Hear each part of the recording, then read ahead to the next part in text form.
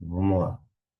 O capítulo 22 da perfeição moral fala sobre as virtudes humanas, né? Qual a mais meritória de todas as virtudes? Todas as virtudes têm seu mérito, porque todos indicam o progresso na senda do bem. A virtude sempre que há resistência voluntária ao arrastamento dos maus pendores. A sublimidade da virtude, porém, está no sacrifício do interesse pessoal pelo bem do próximo, sem pensamento oculto. A mais meritória é que assenta na mais desinteressada caridade. Então, o que ele fala aqui é uma frase que Kardec sempre falava, né? Fora da caridade não há salvação. Nós, kardecistas, a gente sempre tem que estar lembrando isso, né? O ajudar o próximo, o amor ao próximo, tá? Sem essa caridade, sem essa vontade de ajudar as pessoas, não tem salvação. Nós viemos para evoluir. Os espíritos evoluídos, eles sempre ajudam as pessoas. Então ele foca bastante nesse pensamento kardecista, né? E aí uma reflexão, o que eu estou fazendo para ajudar as pessoas? Ah, eu não tenho dinheiro para ajudar as questões de caridade. Ajuda não é só financeira, né? Eu posso ajudar com doações, eu posso ajudar num trabalho voluntário, né? Eu posso ajudar conversando com uma pessoa que está passando por uma situação difícil, um vizinho, um amigo, né? Então, existem várias formas de ajudar, né? Será reprovável que copsemos a riqueza quando nos anima o desejo de fazer bem, né? O Espírito da Luz faz essa pergunta, pergunta 902. Desculpa, o Kardec faz essa pergunta. E o Espírito vai responder aqui. Tal sentimento, ele fala que é louvável, quando puro, mas será sempre bastante desinteressado esse desejo, não ocultará nenhum intuito de ordem pessoal, não será de fazer o bem a si mesmo em primeiro lugar que cogita muitas vezes aquele em que tal desejo se manifesta, né? Então, Kardec fez essa pergunta, né? E se a pessoa quiser ficar rico para ajudar os outros? O Espírito fala que é louvável quando é desinteressada, né? Não tem nenhum interesse pessoal. Mas se em primeiro lugar vem um interesse pessoal para provar que é muito bom, para provar isso para a família, os amigos, né? Aí já perde o valor. Então a caridade ela tem que vir sem interesse, né? Os grandes espíritos que ajudam, eles não ficam anunciando, né? E a gente vê até alguns ídolos aqui, o Ayrton Senna tinha o Instituto Senna, fez várias doações, e ele não ficava divulgando isso, né? Uma caridade verdadeira é que vem do desinteresse, não do interesse para se promover, né? Agora, lógico, eu vejo muitas pessoas em redes sociais que eles fazem a caridade e anunciam, mas penso eu, né? Acredito que seja no intuito de outras pessoas seguirem, né? Esse conceito que ele está fazendo, né? De motivar as pessoas a ajudarem. Tem até um influencer de uma rede social, achei muito legal. Eles coletam várias pessoas doações e eles saem, né? E aí vai conversando com pessoas que vê que está precisando, e aí coleta dinheiro, tudo, faz a doação. Então ele divulga isso nas redes sociais, né? Eu sei que tem muita divulgação nisso de para interesse pessoal, né? Mas a gente vê que algumas pessoas fazem isso para motivar outras pessoas também a poder ajudar, né? Muitas histórias bonitas, é. Eu me lembro que teve um que ele chegou num garoto de 6 anos, 7 anos, que estava coletando lixo. E aí ele perguntou, oi, tudo bem? Começou a puxar a conversa. E aí falou, o que que você está fazendo? Ele, não, eu estou trabalhando para ajudar a minha família, tal. A gente está sem casa, a gente quer alugar uma casa, né? Quer recomeçar a vida, meu pai está desempregado. Ele foi falando a história, né? Minha mãe é dona de casa, tal. E aí ele foi no lugar que eles estavam lá, era as condições bem subhumanas mesmo. Ele coletou dinheiro, achei muito bonito isso aí, né? Com seguidores, tudo. E aí eles alugaram uma casa para eles por um ano, né? Aí deram uma carroça nova para coletar. Aí deu um de vender comida de rua, deu um treinamento para eles fazerem a comida, os espetinhos e venderem na rua, né? Aí a casa estava toda mobiliada, é muito bonito a história, né? Então, quando é sem interesse de se promover, só no interesse de ajudar, é muito bonito. E a gente vê vários desses nas redes sociais, né? Como se poderá determinar um limite onde as paixões deixam de ser boas para se tornarem más? Pergunta 908. As paixões são como um corcel, que só tem utilidade quando governado, que se torna perigoso quando passa a governar. Uma paixão se torna perigosa a partir do momento em que deixais de poder governá-la, e que dá em resultado um prejuízo qualquer para vós mesmo ou para outros. Então, a gente tem que dominar as paixões e as emoções, né? É fácil? Não, mas a gente tem que praticar todo dia, tá? Não é uma coisa imediata, isso leva muitas encarnações, muitas vidas. A gente tem que ter muita paciência, né? E resiliência. Resiliência é quando você não consegue, cai, é a capacidade de levantar e tentar outra vez, né? Porque se nós formos como as paixões, se a gente deixar as paixões nos dominarem, nós vamos ser como os animais, né? Isso é o que nos diferencia dos animais. A gente consegue controlar muitas coisas das nossas emoções. Então, aqui fala o que o catecismo sempre fala, né? A reforma moral, né? A gente ir melhorando aos poucos, passo a passo, né? Que é um processo muito lento, que demora muito, tá? Eu li, ó, quando eu era adolescente, alguns depoimentos de pessoas que se convertiam à religião XY. Aí eles falavam, no outro dia eu já estou puro. Não é assim, né? Não é assim. O controle da mente, né, das emoções, dos pensamentos, eles demoram muito tempo, né? Eu fiz uma lista enorme de coisas que tem que mudar e são muitas. Eu já vi que nessa vida eu não vou fazer nem 10%, mas a ideia do kardecista, do espírita, é continuar, tá? Se modificando aos poucos, né? E tente sempre ter a persistência. Essa evolução moral, ela é dia a dia. Tem dia que a gente consegue controlar, tem dia que a gente não consegue controlar, né? Mas a gente tem que colocar na cabeça que é constante, é uma luta diária. Poderia sempre o homem, pelos seus esforços, vencer suas más inclinações, né? Nossos maus pensamentos, nossa má frequência, nossas más ações, né? E o Espírito responde, sim, e por vezes fazendo esforços bem pequenos. O que lhes falta é a vontade. Ó, com poucos dentre vós fazem esforços. Então, às vezes, a modificação, né, ela não é um esforço tão grande como a gente imagina, né? É um esforço pequeno, né? Mas a gente tem que ter essa persistência, né? De ser uma luta diária e constante. Pode o homem achar nos espíritos eficaz assistência para triunfar, né? Suas paixões, e os nossos anjos da guarda, nossos espíritos de luz, eles podem ajudar a gente nesse caminho, né? Se o pedir a Deus e ao seu bom gênio com sinceridade, os espíritos bons lhe virão certamente auxílio, porquanto isso é a sua missão. Então ele diz, se a gente pede a ajuda divina, a gente vai ter a ajuda divina, né? Nossos anjos da guarda, né? Nossos espíritos de luz que nos acompanham, eles vão ajudar, sim. Qual o meio mais prático, qual o meio prático mais eficaz que tem o homem de se melhorar nesta vida e de resistir à atração do mal? Achei bem interessante isso aqui, que ele, ele foi mais ou menos na Grécia Antiga, né? Eles trabalham, os filósofos, né? Então, e aí o Espírito respondeu, um sábio da antiguidade, Sócrates, né? Ele disse, conheça a ti mesmo, é a coisa mais importante.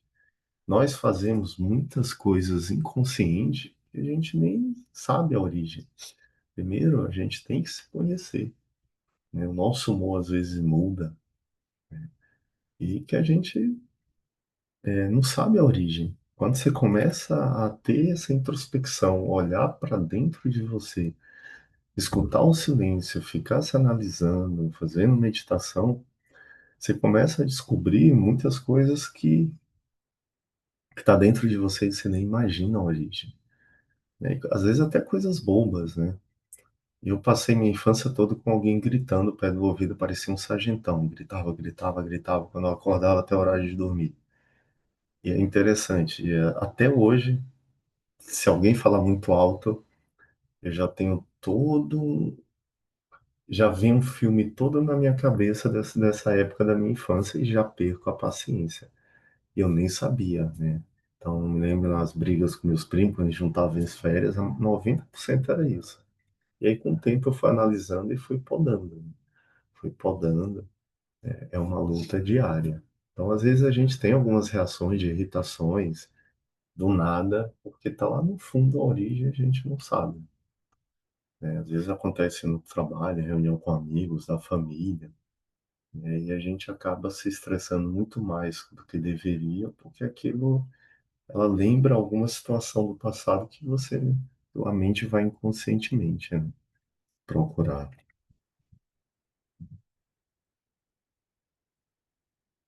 Agora nós vamos para o capítulo um, a terceira parte, né? Das penas e gozos terrestres. São três capítulos essa nova parte aqui. Pode o homem gozar de completa felicidade na terra? Não, pois a vida lhe foi dada como prova e expiação nele. Porém, dependendo da suavização de seus males e o ser tão feliz quanto possível na terra. Então, ele fala aqui que nós viemos para expiação, né? Prova e expiação. Nós viemos para conhecer o sofrimento, né? Ter problemas. A vida, acredita aqui que todos nós que estamos aqui nessa reunião já tiveram problemas, têm problemas e vão ter problemas. Então ele está falando que essa vida é para ter problemas mesmo, tá? Só o que acontece quando você começa a se autoconhecer, né? Controlar os pensamentos, emitir frequências boas, você começa a passar por essas expiações e provas de uma maneira mais suave, sem gastar muita energia, sem se estressar, sem adoecer. A gente começa a aceitar melhor os problemas da vida, tá? E através disso, é, tratamos ele mais leve. Então é isso que a gente tem que fazer. As provas, expiações, problemas, eles vão aparecer, problemas de saúde, problemas financeiros, problemas de relacionamento. A gente sempre vai ter isso aí, são as provas e expiações.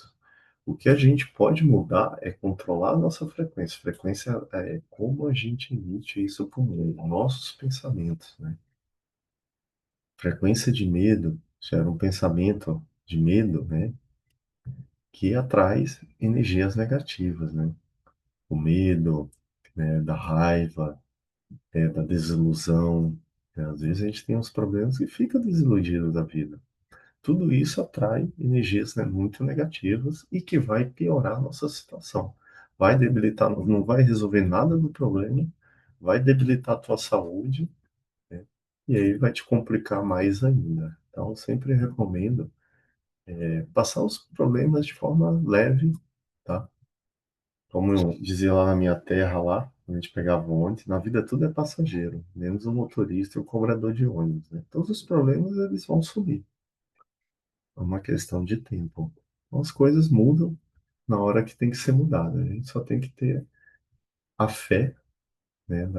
Foi até o tema da minha última palestra, lá, quarta-feira, né? A gente tem que ter essa fé, né? A fé junto com a frequência, pensamentos bons, né?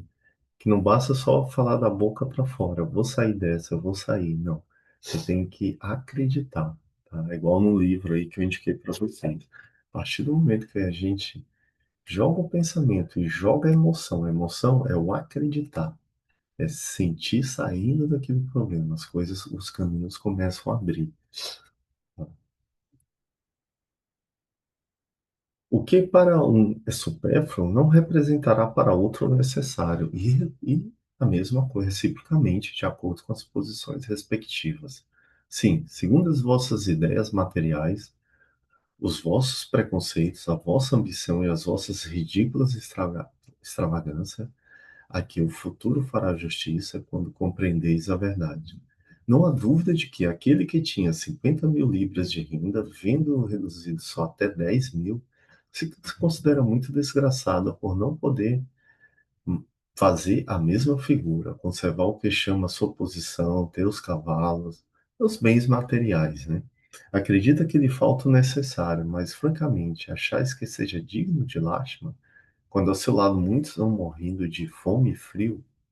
O homem sábio, a fim de ser feliz, olha sempre para baixo e não para cima, a não ser para elevar sua alma ao infinito. Isso aqui me lembra muito o livro da Poliana. Alguém já leu esse livro? Eu li isso aí quando era criança, né? Poliana é a história de uma garotinha que ela sempre, mesmo em situações muito difíceis, ela sempre olhava o lado bom da história, né? Então é mais ou menos isso que ele está falando. Às vezes você tem uma posse, um salário de 5.000, perde esse salário e começa a ganhar 2.000. Mas quantas pessoas não têm esse salário de 2.000 que vivem na rua, né? Então ele está falando da gente ser grato, mesmo com as nossas perdas do dia a dia, né? Para a gente não ser ingrato, né? Esse livro da Poliana ele me marcou muito. Eu li ele quando eu tinha uns 11 anos, 12, 13. É muito legal. Vou até, quando minha filha crescer um pouquinho mais, eu vou dar esse livro para ela ler. Então é uma garotinha que ela sempre olha o lado positivo. Ah, eu bati um carro. Putz, vou ter que gastar dinheiro com um mecânico. O carro vai ficar uma semana em conserto. Eu vou ter que gastar dinheiro com ônibus, Uber, táxi. Mas olha o lado positivo. Não se feriu, não está no hospital, está vivo, né? É isso que ele está falando, né? Toda vez que acontecer alguma coisa, alguma prova, expiação, a gente ser grato, né? E olhar o outro lado, né? O lado bom, né? Você bateu o carro, mas não se machucou, né? Ou não perdeu a vida, caso tenha se machucado. Então a gente tem que sempre olhar o outro lado, o lado bom da história. É o outro lado da janela da Poliana. Há males que independem da maneira de proceder do homem, e que atinge mesmo os mais justos. Nenhum meio terá ele de evitar, né? Ele está falando das provas, expiações. Se a pessoa é justa, né? Ela tem que passar por essas provas, expiações, né? Deve resignar-se e sofrê-los sem murmurar, se quer progredir. Sempre, porém, lhe é dada a ouvir consolação na própria consciência que lhe proporciona a esperança de melhor futuro, se fizer o que é preciso para obter. Então, ele está dizendo assim: aquele homem bom, que trabalha na caridade, ajudando as pessoas, né? Ele, ele pode não ter essas provas e expiações, esses problemas mundanos nossos. Ele está dizendo, não, todos são iguais perante o Pai, né? Todos, esse mundo, tem que passar por provas e expiações, né? Então é isso que ele está falando. Independente se você seja uma pessoa boa, não boa, tá? Que pratica o bem, o mal, tá? A gente vai ter que passar por provas. A diferença é quando você vai estudando, mudando o pensamento, mudando a frequência, você começa a passar esses problemas de forma suave, tá? Mas os problemas eles sempre vão existir, né? Porque você começa a trabalhar na caridade que você vai ser excluído disso, né? Todos nós vamos ter que passar pelas mesmas provas e expiações. Aqui ele fala numa uma prova que é muito forte, né? A perda dos entes que nos são caros não constitui para nós legítima causa de dor, tanto mais legítimo quanto é irreparável a independência da nossa vontade. Então, quando a gente perde um pai, uma mãe, um irmão, um marido, uma esposa, alguém que a gente ama muito, né? É uma dor muito forte, né? E aí ele responde: essa causa de dor atinge assim o rico ou o pobre? É uma prova ou uma expiação e constitui lei para todos. Todos nós vamos ter que passar por isso. Quem não passou, tá? vai ter que passar por isso. Tendes, porém, uma consolação em poderdes comunicar-vos com os vossos amigos pelos meios que estão vos ao alcance, enquanto não dispões de outros mais diretos, mais acessíveis aos vossos sentidos, né? Ele está falando, acredito, da mediunidade, das cartas, né? Então, a prova de uma perda do ente querido, só quem passou sabe, né? O tempo, ele não cura, ele alivia, né? Ele ensina você a viver nessa perda, né? E essa perda não é um ato da gente se revoltar, dizer que foi injusto, né? Tudo tem um motivo, a gente não sabe qual foi aquele motivo, né? Então a gente só tem que aceitar sem murmurar e sem reclamar e sem se revoltar. As decepções oriundas da ingratidão não serão de molde a endurecer o coração e a fechá-lo à sensibilidade. Seria um erro, porquanto o homem de coração, como dizes, se sente sempre feliz pelo bem que faz. Sabe que se esse bem for esquecido nesta vida, será lembrado em outra, que o ingrato se envergonhará e terá remorsos da sua ingratidão. Então, eu vejo muitos amigos meus reclamarem, são decepções de amigos que foram ingratos, parentes que foram ingratos, né? Tudo tem um motivo nessa vida, né? Eu sempre falo, é melhor a gente atender esses amigos, parentes, sem o intuito que eles reconheça aquela ajuda, tá? Nem sempre as pessoas reconhecem, elas são ingratas mesmo.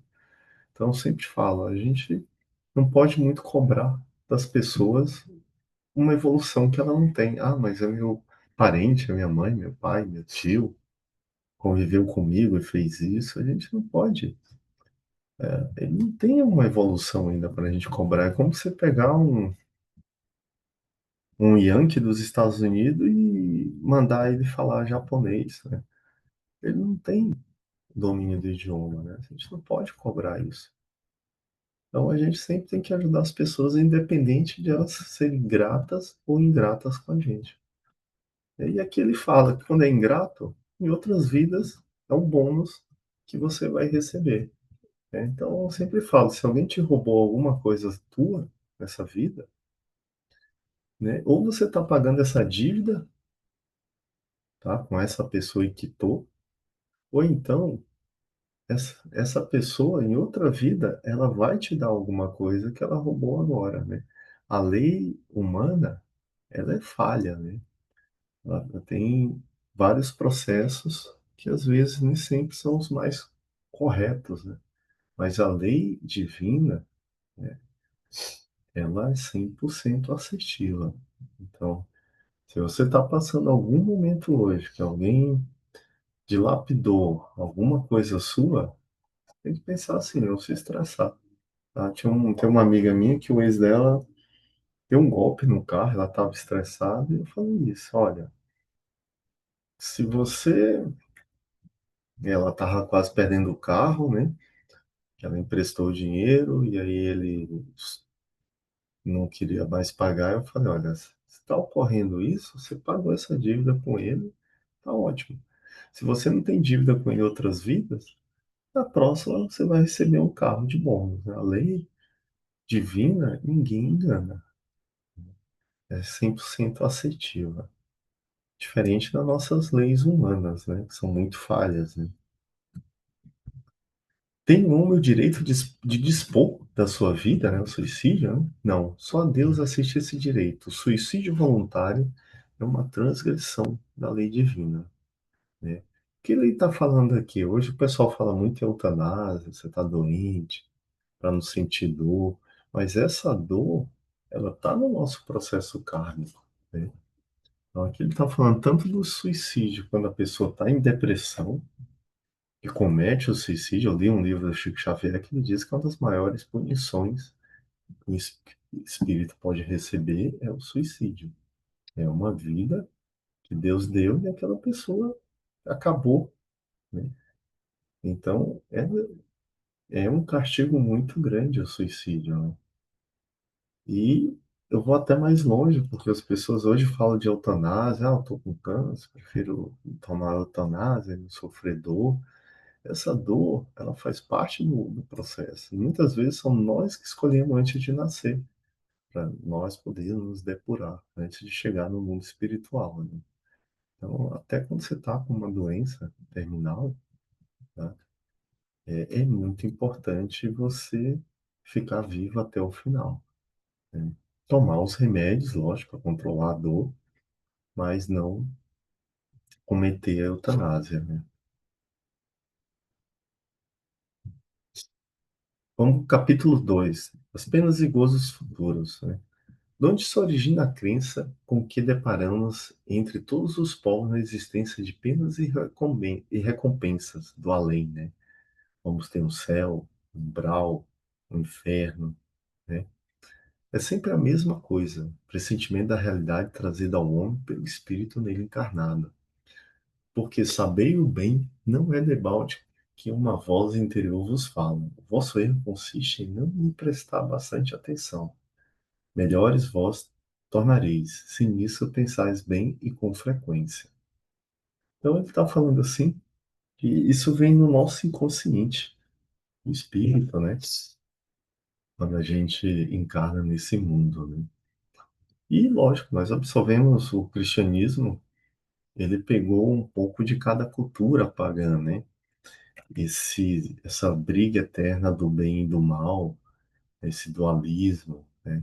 Isso vem das religiões que o cristianismo absorveu quando elas estavam caindo, o zoroastrismo, o bem e o mal sempre brigam, né? Tanto é que em algumas religiões orientais não existe essa briga do bem e do mal, né? Existe somente a energia conduzida, né? O mal é energia mal direcionada. Então, isso a gente vai absorvendo de outras religiões que o cristianismo foi copiando, né? Antigamente, na Grécia antiga, cada cidade tinha uma deusa ou deus para proteger Atenas, né? Na Grécia, era a deusa Atenas que protegia a cidade. Então, cada cidade tinha seu deus ou deusa. O que o catolicismo fez, o cristianismo? Hoje, cada cidade tem seu padroeiro, né? Essas são influências que também nós fomos pegando, né? É o domingo. Né? O domingo, o deus Mitra, a divindade solar, ele nasceu no domingo, né? Que era uma religião dos persas. A gente sabe que o dia sagrado da Bíblia do Antigo Testamento é o sábado, mas por que nós católicos descansamos no domingo? Que absorvemos isso de outras religiões, né? O Sunday, dia do sol, se você traduzir do inglês, é a divindade, né? Que ele nasceu no dia 25 de dezembro, olha só, dia 25 de dezembro, no domingo, né? A data do Papai Noel aí, né? Então, a divindade solar que nós vamos absorvendo. É errado ou é certo?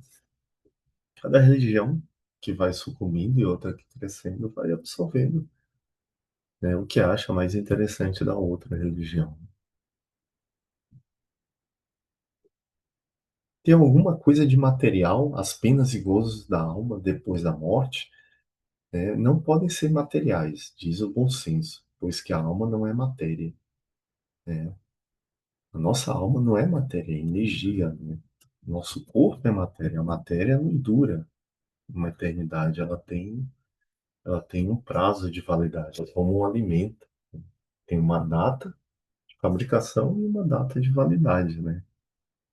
Nada tem de carnal essas penas e gozos. Entretanto, são 1000 vezes mais vivos do que os experimentais na Terra, porque o espírito, uma vez liberto, é mais impressionável. Então, já a matéria não embota sensações.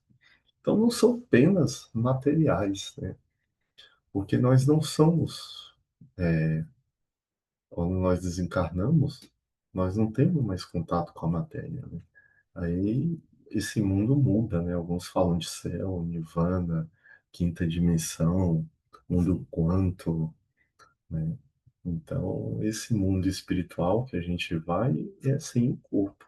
Por isso que não vai ter as penas ou os gozos da alma, né?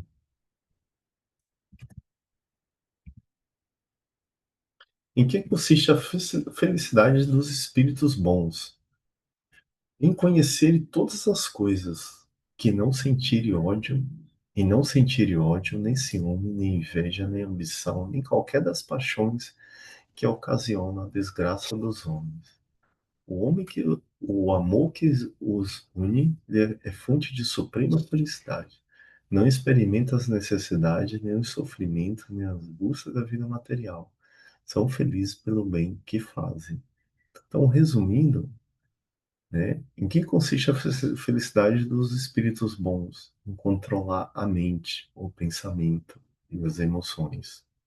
Tá? A partir do momento que você não consegue controlar, né, o pensamento, as emoções, a frequência, né, você se deixa dominar por essas emoções, o ódio, o medo, o rancor, a angústia, e tudo isso a gente sabe por causa desses que a gente emite, né, nesses pensamentos, essas emoções, uma frequência, uma onda baixa que atrai, atraindo energias negativas. E aí vem os tratamentos, né, P2, P3, as doenças do corpo. Então, a felicidade dos bons espíritos é isso, né? A nossa felicidade, se a gente quiser obter, não é trocando de carro, trocando numa casa maior, né? É ter o controle dessas emoções, né? É muito bom quando você troca de carro, casa, uma maior, você está crescendo, mas aquilo depois é como um brinquedo de uma criança. Você perde. No início te dá um prazer muito grande, esse bem material, né? E aí te dá um orgulho, tudo, mas depois você enjoa, né? Por isso tem pessoas que são extremamente consumistas, né? E aí aquilo dá um prazer, mas é um prazer temporário que logo você bota de canto, não é mais o teu preferido, como um brinquedo de uma criança, e aí vai atrás de outro preferido, e aí faz outro consumo grande, e aí enjoa e vai atrás de outro, né? Então a gente vê muitas pessoas, né, que focam muito nisso, porque dá um prazer momentâneo a partir do momento que você adquire aquele bem material, mas ele não é constante. Ele vai sumir. É como um brinquedo novo para uma criança. Logo você vai esquecer e vai querer outro. Mas quando você tem o controle dos teus pensamentos, das tuas emoções, da tua frequência, que está tudo ligado, aí sim, você pode se considerar feliz, né? Você vai continuar com as provas e expiações, sim. Você vai enfrentar de uma forma bem diferente de quem não tem esse controle. Você vai gastar muito menos energia. Se está entre as condições da felicidade dos espíritos bons, a ausência das necessidades materiais. Mas a satisfação dessas necessidades não representa para o homem uma fonte de gozos? Né? Sim, gozo do animal, quando não pode satisfazer a essas necessidades, passas por uma tortura. Né? É um gozo passageiro, né? E é um pouco, ele compara como um animal, né? Quando não pode satisfazer essas necessidades, passa por uma tortura. Se você não consegue ter esses bens materiais, você começa a sofrer, a se sentir incapacitado, né? A entrar em depressão. Então a gente tem que ter muito cuidado, né? Os bens materiais, eles são bons, tá? Eles dão o nosso conforto para a gente, né? Com eles a gente pode ajudar as pessoas, né, que conhecemos ou que não conhecemos, mas ela não é o gozo que ele chama aqui, o prazer, né, o gozo que a gente tem, que na verdade o verdadeiro prazer é o controle das emoções. Né? É essa que é a reforma íntima nossa. Nós, catecismo, temos que lutar. Tá? É uma luta diária, tá? E é um item de cada vez. Como eu tento fazer isso? Eu separo um item por mês e tento dar. Ah, consegui. Legal. Agora eu vou pegar outro item. Ah, não consegui. Tento outra vez no próximo mês. Ah, não consegui. Tento outra vez no próximo mês. A gente não pode desistir. Tá? E também tirar da cabeça que a gente consegue fazer toda essa evolução em uma semana, um mês, um ano. Tá? Isso demora muitas vidas, né? Existe uma palavra chamada eons. a espiritualidade, né? Eões é uma quantidade de anos tão grande que a gente não consegue contar com o que nós temos hoje, né? Então são eões, tá? A gente só tem que ter essa persistência, tá? Se tornar uma pessoa melhor, né? E ser menos animal. Um animal, se você irrita, ele vai te atacar. Existem muitas pessoas assim, homens, mulheres, crianças. Se você irrita, ela vai te atacar, ela vai perder a paciência, vai te atacar com palavras. Então a gente tem que ser menos animal e mais espiritual, né? E é isso, quando vamos chegar nessa evolução, controlando o pensamento, frequência, né? Esse é o grande segredo, né? O Espiritismo, ele sempre vai bater nisso, né? Você está lendo o Evangelho, você está lendo o livro dos Espíritos, ele sempre bate nessa questão da reforma íntima. Às vezes fala com outras palavras, né? De controlar as emoções, né? De tentar ser uma pessoa melhor. Pessoal, finalizamos a nossa aula, faltava pouco para a gente finalizar. O que eu recomendo sempre é a gente ler da fonte, né? É o que eu separei as perguntas que eu achei mais interessantes, com as respostas, mas a gente lê, tá? Ah, eu quero ler isso em um, 2 dias. O que eu sempre falo, os livros da base do kardecismo, né? São os livros aí de outro, foi do século passado. A gente vê até a forma de escrita aqui, ó,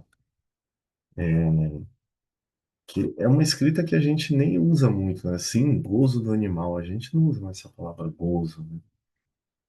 Mande ou entrar, né? Se a gente olhar aqui a escrita deles, é uma escrita do século passado, né? É até um pouco difícil para a gente entender algumas coisas. Então, esses livros que são a base do catecismo, a gente tem que ler aos poucos. Pelo menos eu fiz isso, né? Todo dia eu li um pouquinho, tá? Um pouquinho, tá? E aí você vai entrando, entendendo. Mas eu sempre recomendo ler direto da fonte, tá? Outra coisa que eu sempre falo da reforma íntima é o conhecimento. A gente tem que sempre estar aprendendo, conhecendo, tá? Foi feita uma pesquisa em universidades que quando você chega à idade do idoso, ali a terceira idade, mas se você é uma pessoa adulta que em tanto e tanto tempo você tira alguma coisa para um tempo para aprender um novo, o teu cérebro está muito mais funcional, muito mais com saúde, né? Do que uma pessoa que não aprende nada novo, tá? É bem interessante isso aí. Então, você sempre tem que tirar, vamos botar aqui, a cada 6 meses para aprender alguma coisa nova.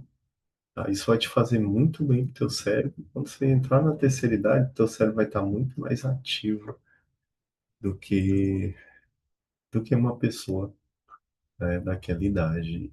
E eu sempre falo, a idade, ela está muito na mente, tá? Eu vou contar aqui, eu conheço uma pessoa que tem 92 anos e conheço uma que tem 60. A de 92, ela tem muito mais saúde, mais energia, é a irmã da minha avó. Mais energia, mais saúde, tá muito mais nítida, caminha, faz pilates, lê, todo dia tenta aprender uma coisa nova. E conheço uma pessoa de 60 anos que parece que tem 100, já não caminha. Então, a idade, ela tá na mente, né? Se você usa a tua mente de uma forma ativa, teu corpo, tá?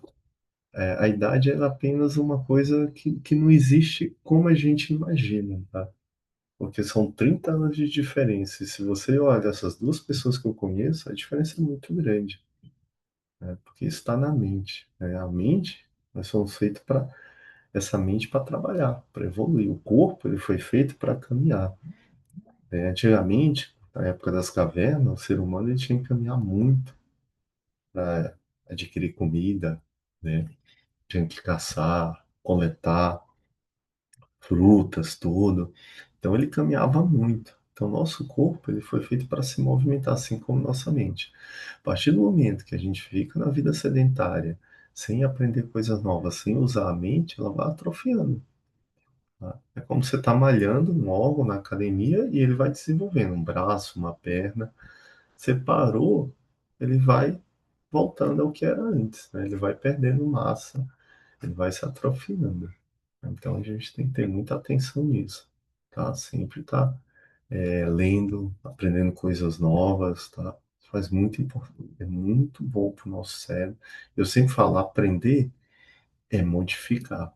Se você lê alguma coisa interessante, achou que vale a pena aplicar, tenta mudar, aplicar aquilo. Há um hábito novo, eu vou tentar aplicar. No início é difícil, eu sempre falo, desaprender é mais difícil do que aprender. Quando a gente cria um hábito errado e tem que desaprender aquele hábito para criar um novo hábito, é difícil. Exige mais energia nossa, né? A gente tem a ter mais atenção, mas a gente consegue, tá? Eu tenho vários hábitos que no longo da vida a gente vai aprender de forma errada e tenta modificar, né? Conseguir mudar todos? Não, porque é um processo lento, né? Todos nós estamos na mesma, na mesma faixa de evolução, né? Nós estamos ainda muito longe da evolução final, né? Dos espíritos de luz. Então, é um processo demorado, tá? Queria agradecer a presença de todos, tá? Nesse tempo todo que a gente, eu sei que é difícil. A gente tem um dia muito corrido em São Paulo. À noite a gente quer descansar um pouquinho, tá? Então, eu queria agradecer a presença de todos nesse tempo todo aí, desde o início do ano. Foram 8 aulas. E alguém quer comentar alguma coisa, colocar alguma coisa que eu não falei, pode.